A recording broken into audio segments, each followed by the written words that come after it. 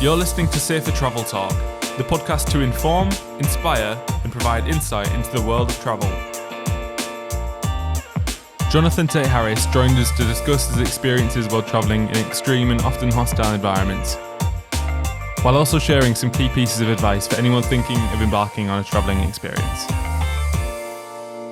I'll try to keep it into nutshells because unfortunately I've been around long enough for it to be quite a long drawn-out affair, but my travel experience is based on the fact that my career is, I've been an army officer, a police officer, a UN war crimes investigator, and then a freelance war crimes investigator.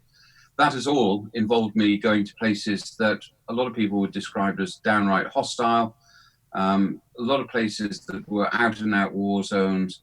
But what's crucial, I think, is that a lot of the places I've been to have been extremely diverse and well off what you might call the normal tourist trail. In fact, until recently, I probably was the only British person in history not to have set foot in Spain.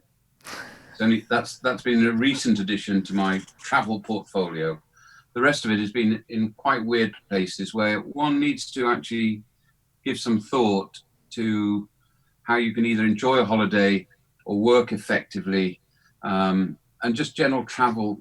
Just generally travel in a safe and secure way where you can actually concentrate on having fun and value rather than worrying about what happens next. Definitely. How much would you say that relies on the mindset and the preparation? Mindset is important, but I think you need to define mindset in the context of safe travel. Mindset implies that people are of a certain mindset by nature.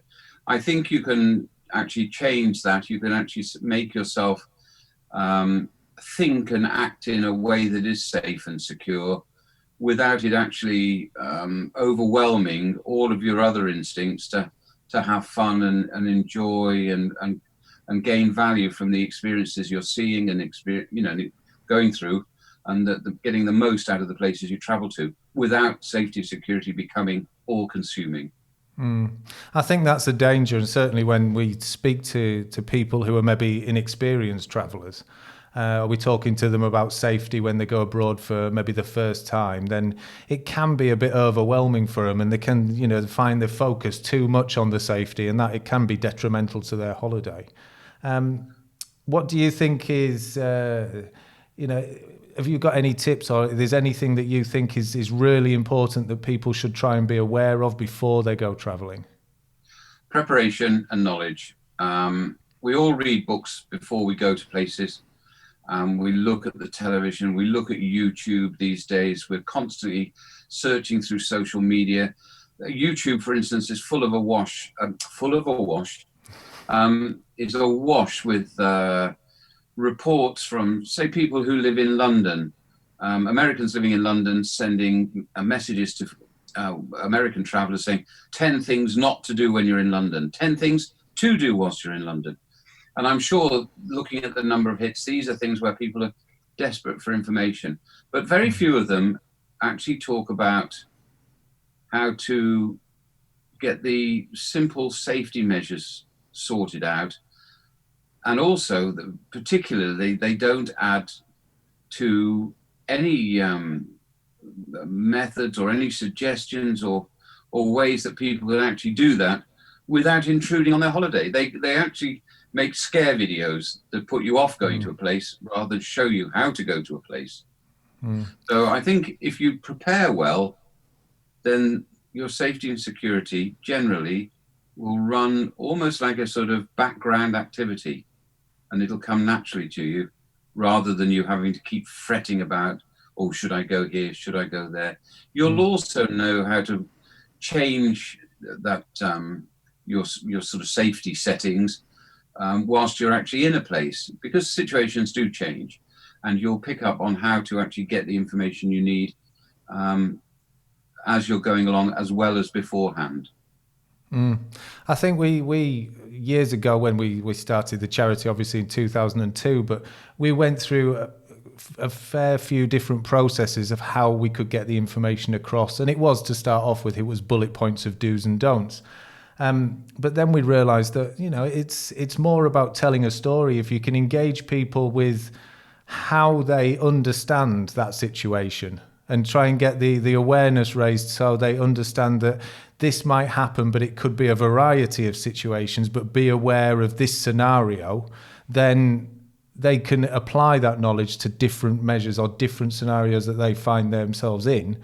And that can really make a difference on their safety, because it's otherwise they're looking for this, I must not do this, and they're looking for that specific scenario rather than trying to see the overview, if you like. Precisely, and I think people struggle to actually make an accurate assessment of what the risk in any particular place may be. I think they struggle with that. They also seem to think that they all come from a land, whether it's Great Britain or whether they're Americans or whether they're South Africans or whatever. They all think that they live in a land that is completely and entirely safe, and it is only when you set foot out of your own country that you become at risk. That's not true. You are at risk at home, and you apply without thinking safety rules. You don't even realize you're doing it because it's your home place or nation or however you want to phrase it. So when you go abroad, you need to make the same assessments that you make subconsciously already, and knowing what the risks are, knowing if they're different, and that's all a little bit of research, means you can actually take a lot of the things that you do at home and just apply them to where you're going. Some countries I appreciate are very different, but the mainstream can be dealt with by the normal common sense that you apply at home. And that's very often forgotten about. You are not going to another planet. Completely agree. One of the phrases that we use is common sense needs to become common practice. And yes, it's as soon as people leave their home country or they go on holiday, they think that the rules don't apply, or for some reason common sense goes out of the window. And they'd be walking in the middle of the street, or they wouldn't be looking for things that are happening around them. They just seem to put these blinkers on and think we're on holiday and we're in a completely different world and everything should bend to our will. I've found that to be to happen in some scenarios, and certainly with some kind of demographics of travellers, that they just, for some reason, they just think they're going into another world, and who they are as an individual seems to go out of the window. They've almost switched off while they've gone on holiday, and then they come back from holiday and re-engage with common sense, common practice, and who they are and what they've learned in the UK or from wherever they're from. I wish I had money for every time somebody said to me, I got into a really dilapidated taxi with a lunatic driver who took me somewhere at 100 miles an hour, and I was terrified, and I can't believe I did that, but I didn't say anything because I didn't want to upset the driver. Well, you wouldn't do it at home, and I appreciate things are slightly different, but even if you can't speak the language, you can always make it known that you want them to slow down or even stop and get out. It's not that difficult. So why is it rude in one country and not in another? Yet people who are of sane mind can't seem to get one response to move to their new environment. So they just sit there, and unfortunately every year the hospitals around the world fill up with tourists who've been in taxi accidents or car crashes. It's horrific. Fact. Horrific. So that takes us on to learning a few phrases of the language, or trying to make an effort with the local people. And I suppose with technology now, it's easy for people just to not take so much time to learn the language because they think they can use Google Translate, or they think they can use an app to make their life easier. What would your opinion be on that? I think in most countries around the world, not only is it extremely, extremely polite and respectful to use something, an attempt, but it also has the very positive effect that it leads to a lot of funny arm waving, smiling, laughing at each other. It's a really great way of breaking the ice. We lived in the Netherlands, and my wife, who'd learned very carefully to say, "Excuse me, do you speak English?" in Dutch, walked walked into somewhere, a shop or something like that, and remembering the difficult bit, she actually forgot the language, and she just said in Dutch, "Excuse me, do you speak Dutch, please?" So, of course, most Dutch people speak excellent English, but the Dutch just thought it was the funniest thing, that because they'd never been asked if they spoke Dutch before, in Dutch or in any language. And it led to a really great sort of breakdown in that initial chilliness. And I think, that different people around the world view things differently, but it's generally a great icebreaker to have that little moment of respect and just hello, goodbye, thank you. That's, sorry, excuse me.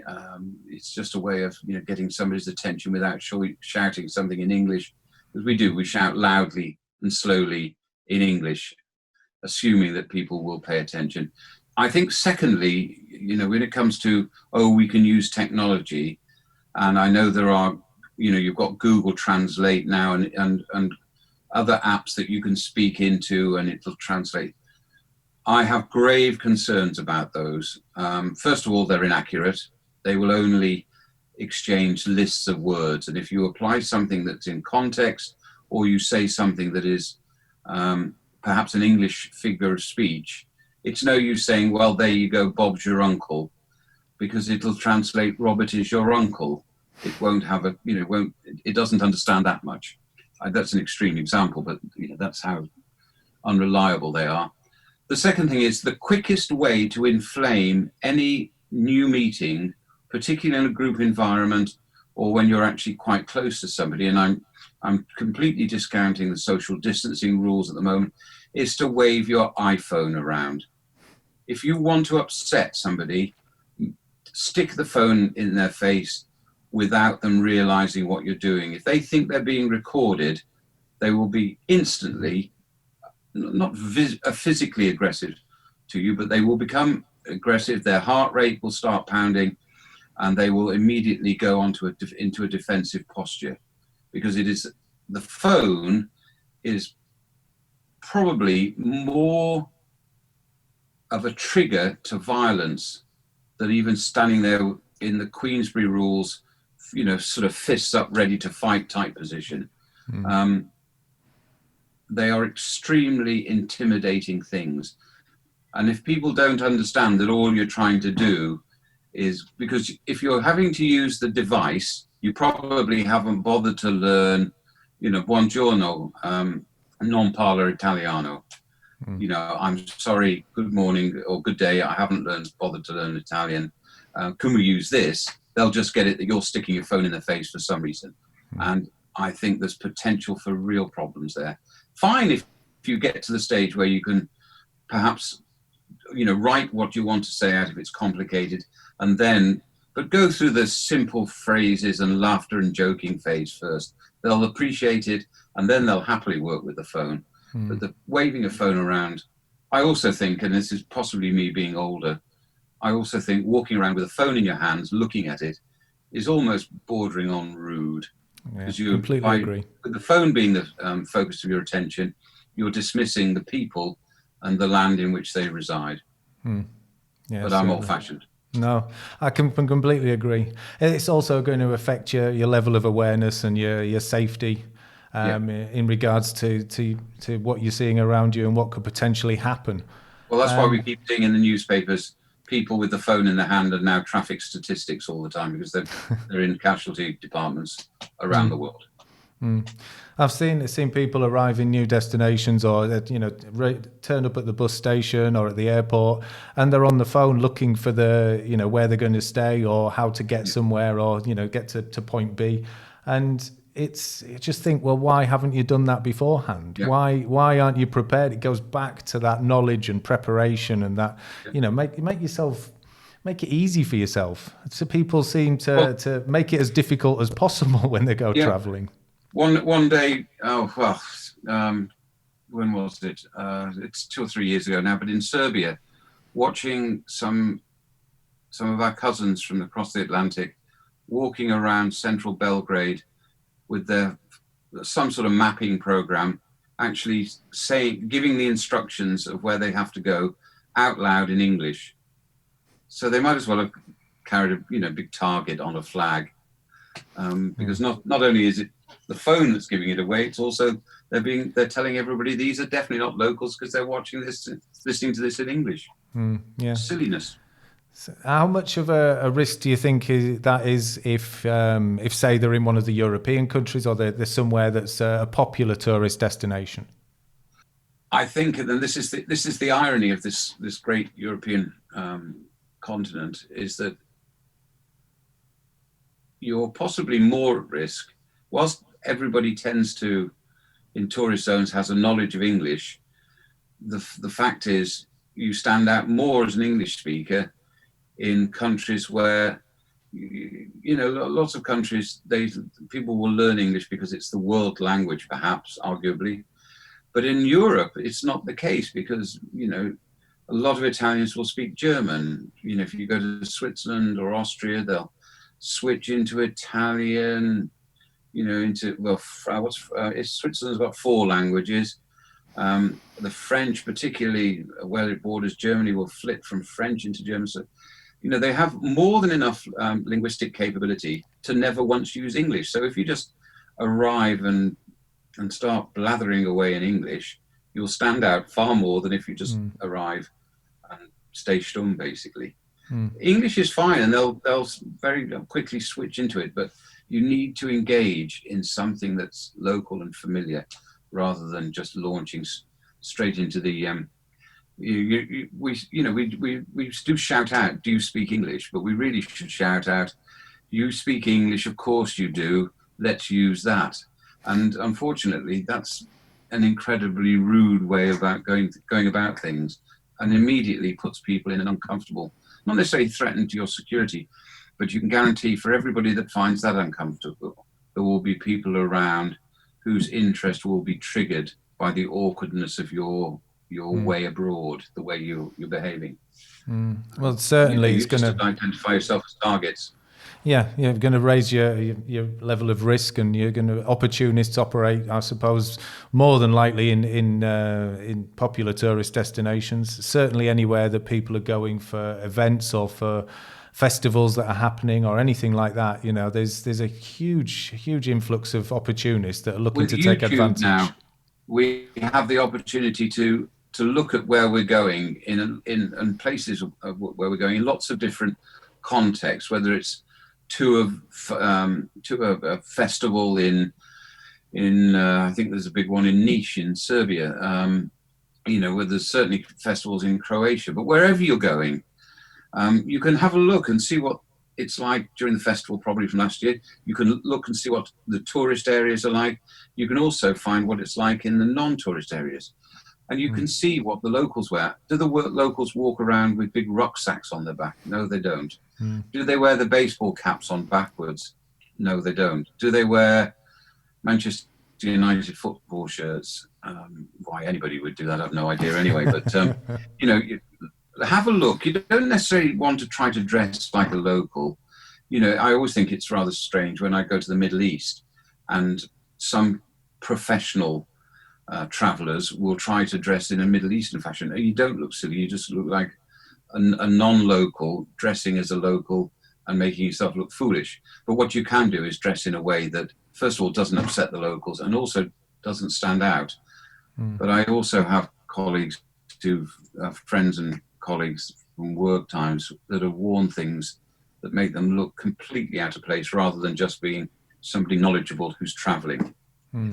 If the difference is obvious.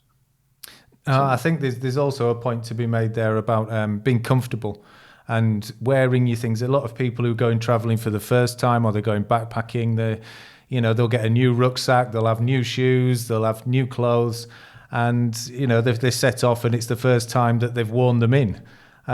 So inevitably they've got blisters after a week. They've got to carry probably 25, 30 kilos of kit in the back.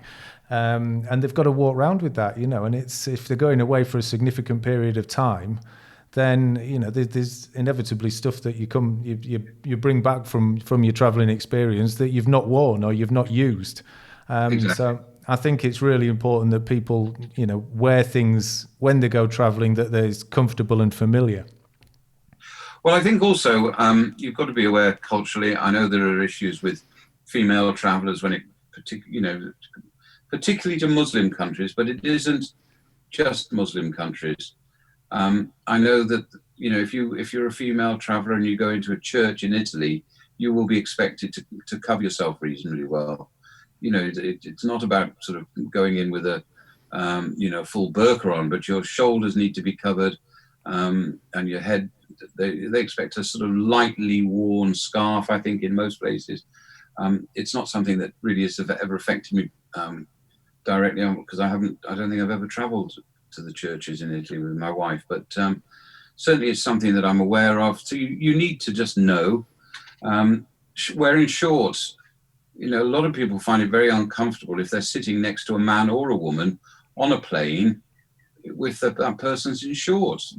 Some cultures, and it's not distant cultures to this land, it's other Europeans will find it very weird sitting next to somebody who's got horribly muscly thighs, or if it's a particularly sensitive, if they're not used to sitting next to a 21-year-old woman with her legs uncovered because she's wearing shorts. No matter how respectable the shorts are, it isn't necessarily something with which people feel very comfortable. And a 3 or 4 hour flight, that's a long session of discomfort. You need to be aware of it. Certainly. So if we look at, flying and going away, so one of the preparations things is obviously they'll be taking out travel insurance. And they'll be making sure that they're covered for any experiences that they want to have. So taking out extra insurance if they want to go scuba diving or skydiving, anything like that. Or if they're going away to the Alps, they're going away snowboarding or skiing, then certainly you need to look at getting a snow card or a carte neige, as they call it in France. Is there any tips that you'd have when it's looking at insurance and how to maybe if you have to trigger that insurance? Is there anything in your experience that you could share? Well, never underestimate the horror of finding out that you're not thoroughly well covered. My daughter helped my son with his travel insurance before he set off to the Far East recently. And being a young man, he wasn't long before he triggered the need for the insurance, in that he claims that he fell over whilst getting coffee, and the floor, it had been raining and the floor in the coffee shop was slippery. But anyway, however it happened, he ended up in a hospital. And whilst his treatment, he said, was excellent, they gave him a full top to bottom MRI scans, you name it. And of course, each one of these was vastly expensive, to the tune of several thousands of pounds. And although, of course, they didn't actually kidnap him, it was made pretty clear that although they wanted to release him, he wasn't going anywhere till his insurance company had actually done the business and put the money into their bank account.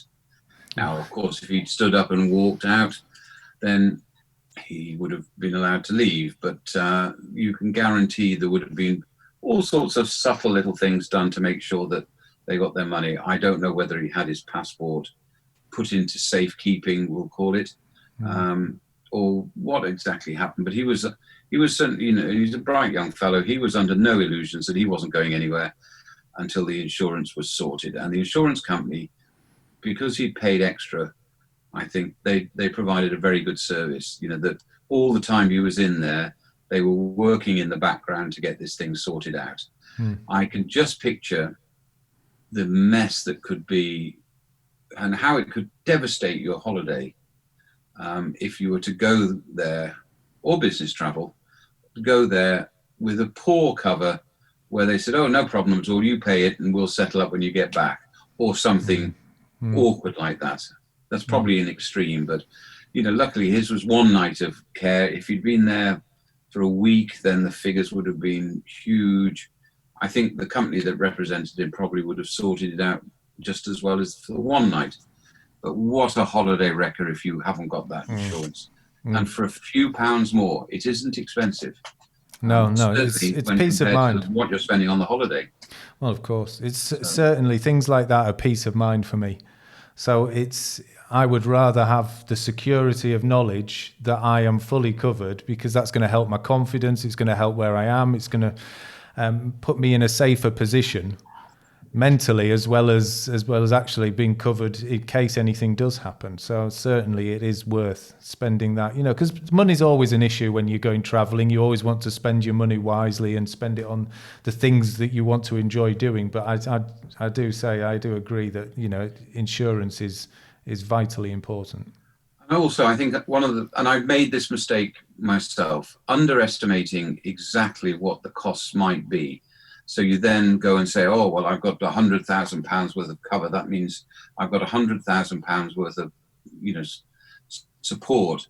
It's probably not enough. I bought some travel insurance that was for car breakdown, and I spent, a lot of money, really, I suppose, on getting it. I looked at it and I thought that's going to be no problem.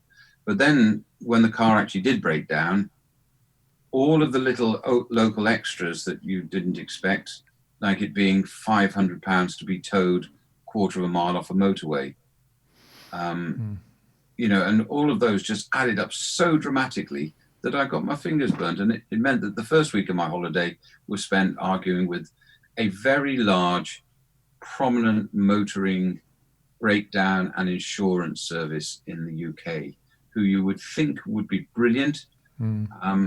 And I'm not going to name them, but I inherited my father's membership. So we've been members since 1954, and they didn't give a fluffy stuff about it. I was trying to think of a non-swear word then. That was that's pretty good enough. They really didn't care. We were just somebody who didn't have the right level of insurance. They wouldn't. I even offered to upgrade whilst I was there, but that wasn't allowed. Right, because the incident had already taken place. Exactly. You can't insure against something that's already happened, sir, I think, with their words. And despite having what I thought sounded like a great policy, it wasn't. I simply hadn't anticipated. And also my car and boat were just dumped at the side of a road. They weren't placed in a secure compound. I wasn't able to drive the car onwards or home, and ended up having to pay a private company to come and collect it from the UK, to come to the centre of France, collect the car and drive it home out of my own pocket. Wow. So it ruined that first week of the holiday, and it caught me out. So the lesson here is that anticipate things you can't possibly anticipate when it comes to insurance. There's another point. We've rented cars or hired cars in many different holidays and done a couple of driving holidays.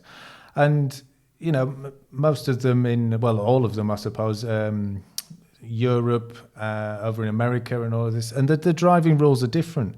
But I have never had any lessons or any advice when picking up a car hire. It's always been, have you got the insurance? Do you want to pay extra? That's fine. You've got everything. Here are the keys. Off you go. So there's never any information provided, or in my experience, that has given me, well, we drive on the other side of the road, make sure you go this way around the roundabouts, make sure that, these are the stop signs, this is how you work.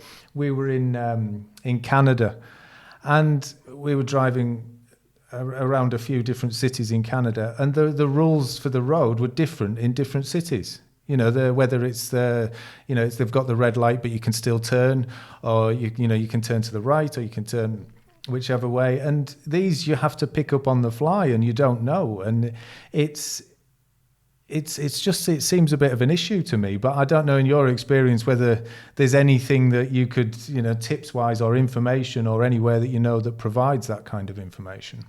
Well, I'm a big fan of YouTube. So I think if you look on YouTube, of course, you'll always get a video posted by some go faster young boy racer who will be rolling around. But there will be videos of people just driving around in their own environments normally.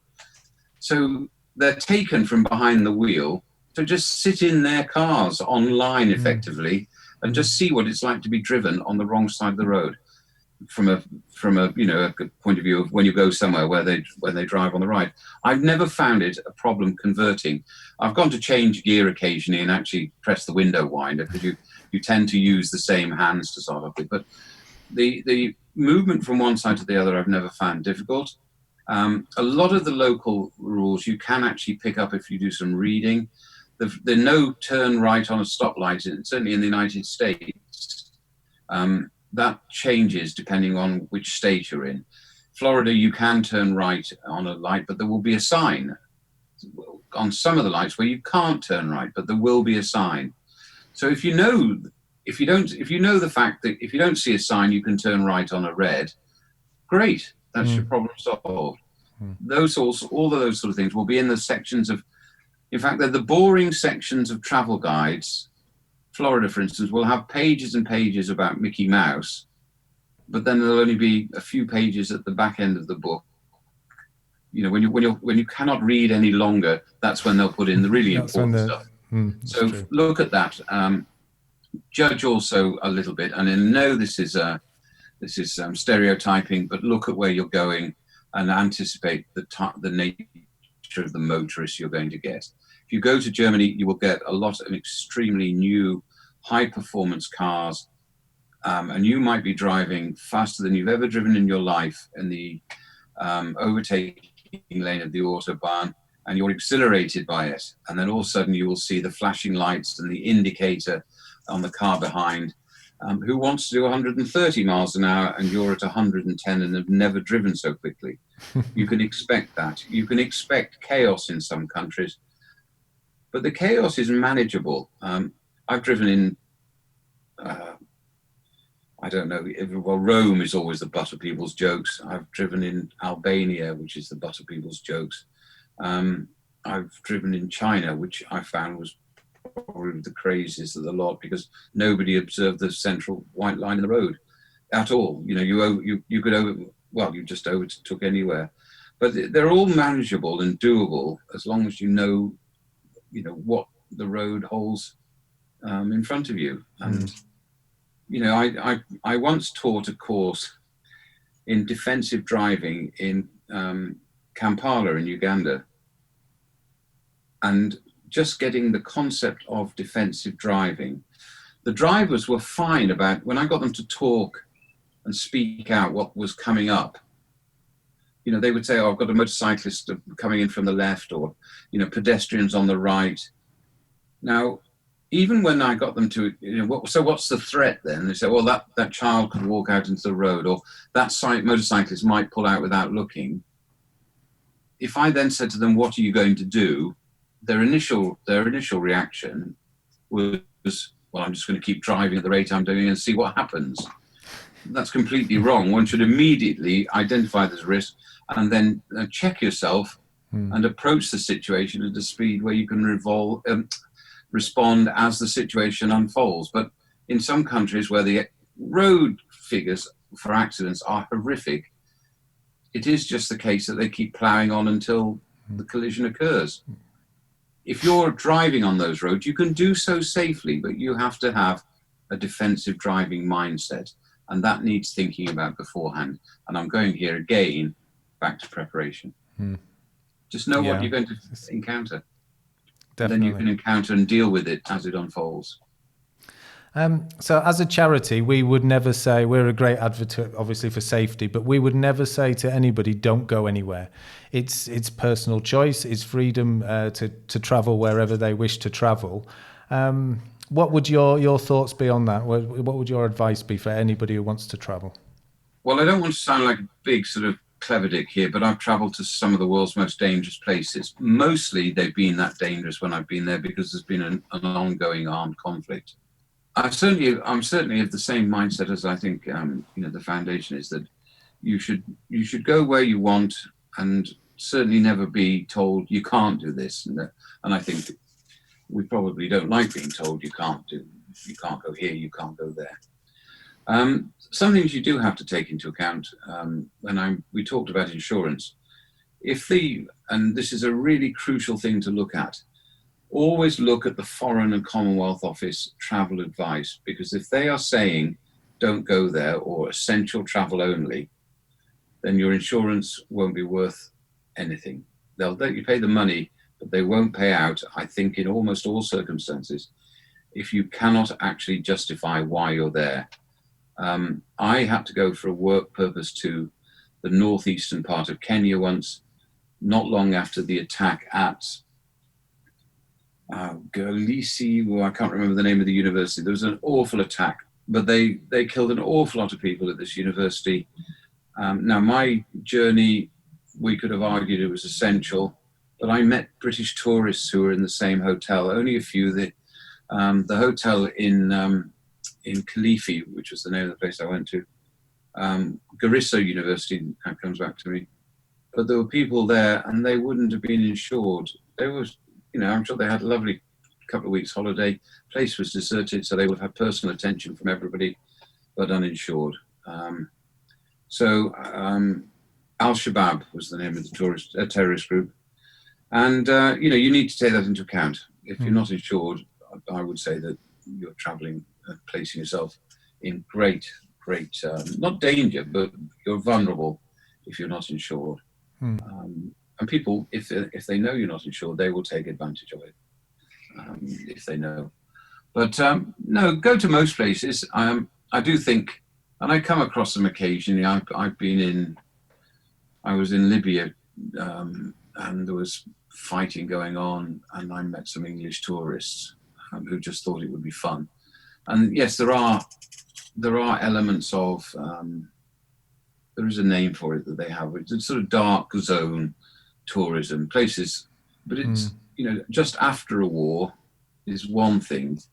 But during the actual conflict, you don't know enough about the situation to be able to travel safely. That's the trouble. You can't actually get your hands. There are also massive implications as well from the point of view of, security agencies wanting to know why you're going off to Syria while there's an armed conflict on, because, it's, as we know from the news, there are a lot of people who went there for perhaps what you would argue would be the wrong reasons. And if you're going there just because you're curious and you think it's going to be exciting, there are probably other ways of satisfying that urge, rather than going to somewhere like Syria when there's full combat in full flow. Other places, why would anybody want to go somewhere where there is something completely out of their control occurring, and not just war, but there's disease with Ebola and things like that. Some places just need a little bit of thought. Hopefully, with most of these places, you'll be able to go there again one day when it is safer. Or certainly in post-conflict regions, which are fascinating. It's very clumsy to go there and look like a tourist who's actually, it's the term, voyeur of other people's misery. And I've seen a lot of those people in places where they go along just to see how bad it's been. Wow. It's fairly safe, but their cultural experience, you're meeting people who are on their knees with the devastation and the misery that's been heaped upon them because of a conflict, or something that's gone wrong, a natural disaster. So don't go there looking. Or I would say, at the start we said don't avoid somewhere just because. Just weigh up why you're going, and and think, well, would I want to be treated as an object of curiosity by some tourists? And I think that might affect your travel plans. Yeah. Sorry, but does that make sense? Yes. Yeah, it does. Yeah, definitely. Yeah. Okay. Yeah, I think Great. So. Great. So we're coming to the end, hopefully, fingers crossed, of the COVID-19 pandemic. How do you think travel's going to change after this? I think it's going to take a while to start, or for people to start feeling comfortable about traveling again. We know that the virus is still very active. We keep getting reports of that. 2 months ago, as a Londoner now, I was right in the middle of the virus, outbreak. It was, the rest of the country was sitting looking here and thinking, well, it's a London thing. Well, now the reverse is true. We're looking out, and the rest of the country is finding it very difficult. Whereas in London, I think now we've had a couple of days without any new cases, and so on and so forth. And whilst it's very tragic, the majority of the deaths are, in within certain parameters, etc. So one can see a change that is actually, I think, going to change across the world. And again, that will be a very varied rate. Parts of the world are just going into the nightmare, whereas I like to hope that we're coming out of it. So travel-wise, one has to think about how one's going to do it. I wouldn't be happy at the moment jumping on a plane. In 3 months' time, my view may well have changed completely. I want to go abroad this year, and as long as the rules will allow me to do it, it might be the case that I drive, across Europe to go to where I want to go on holiday this time. Whereas I've driven it before. I know it's achievable. It means that I know that I'm going to be in a place with the people that I, can trust. And when I get there, I know the sort of layout already. It's a place with which I'm familiar. So I know how I think it'll be.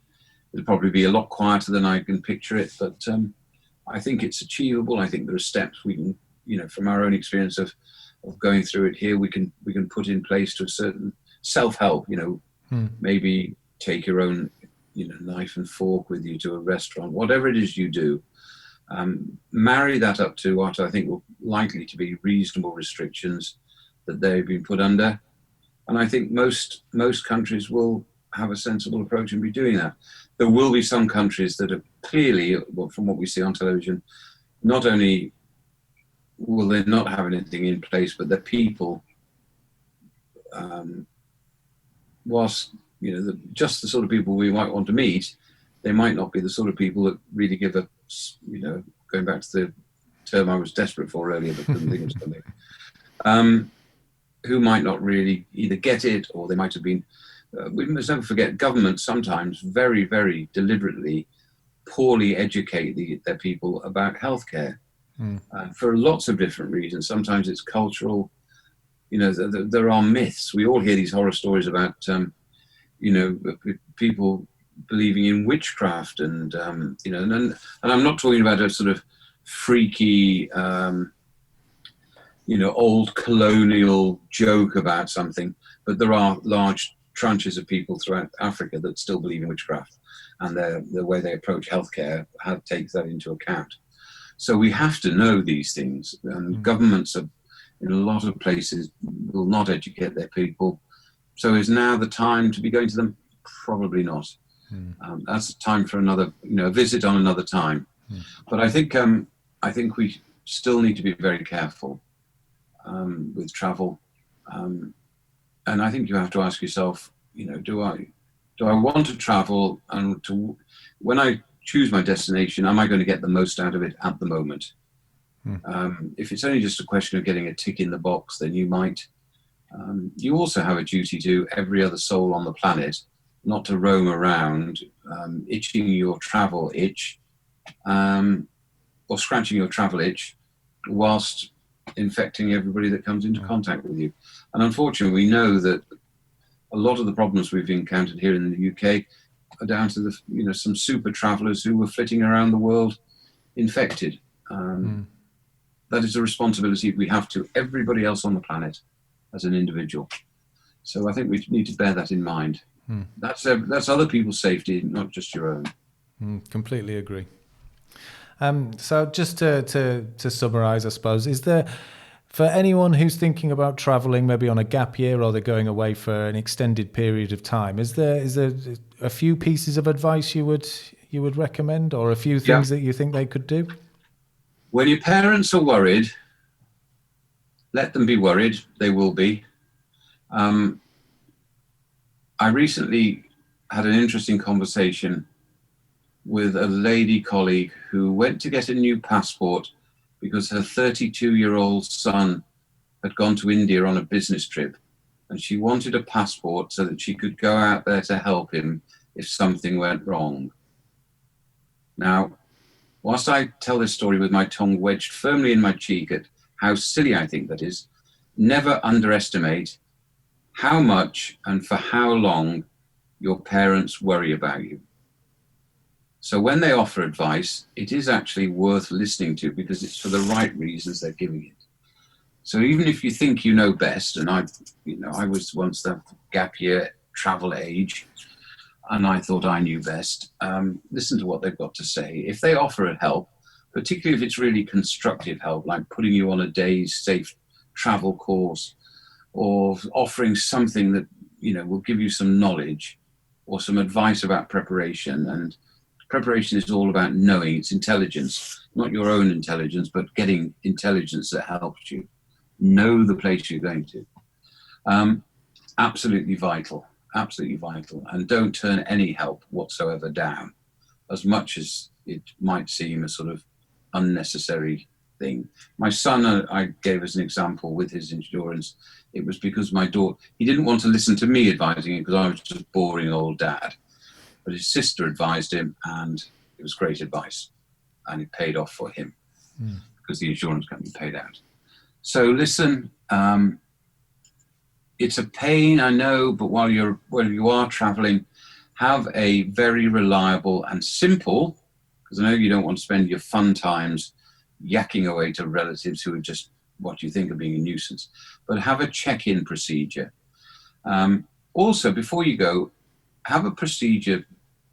It's great if it's written down, but if it's recorded somehow, just or discussed in detail, but in the military, they're called actions on.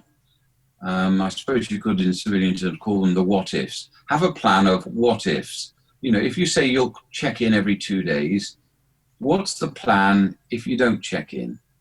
What do mum and dad do at home if you don't check in? And how could, what's the backup plan for what you put into place? I know it's great to roam free and do your own thing, but with communications as they are now, the first time I went abroad was to Kenya in 1983. It was £25 then, which would be probably £150 now, to ring home. I was there for about 6 months, and I phoned home once, and I had to book a telephone call through an operator who then I had to stand by the phone, and they rang England and eventually got through, and what a malarkey. Now, on that very same beach, last year I think it was, or the same beach hotel, I sent my wife a text, and just press the button. Everything's fine. Call you in a couple of days. It's that simple now. So when you do go off the radar, and my son did when he had his hospital thing, it would almost, if you're being treated, I know very often you're not allowed your phone to be switched on, but it's a great thing to say to the hospital, if you're conscious, of course, if you can do it. Say, look, I desperately need to, get a message to home, because sure enough, we were fretting because he went off the radar for a few days. And then I had the very nice phone call saying, hi, Dad, been in hospital, nothing to worry about. I'm out now, going to a party. Of course, that's great then. But it was been very reassuring had we known at the time, because we could have acted. I'm sure my wife would have gone into meltdown. But then I, if I'd have had the, we did have a sort of plan, I could have started putting things into place to find out what's gone on. So do have a plan. But I guess, the big thing before you go, research and sensible planning. And then when you get there to wherever you go, you can go absolutely nuts, knowing full well that all that preparation is actually working beneath the surface to make it simple. And for everybody else around you who thinks you're the most special person on the planet, to not actually worry about what you're up to. And you can then concentrate on going crazy. So, yeah, that's fantastic. Well, thank you ever so much, Jonathan. I think that's been a very insightful conversation, and thank you very much for joining us on our Safer Travel podcast. Thank you for listening to the third episode of Safer Travel Talk. To join us on this journey, make sure you follow the podcast on Spotify or subscribe if you're listening on YouTube. You can also follow us on social media and visit carolinesrainbowfoundation.org/podcasts for more information. Thanks to Richard Stuttle for hosting the podcast and Chris Healey for producing. As always, safe travels, and we'll see you in the next episode.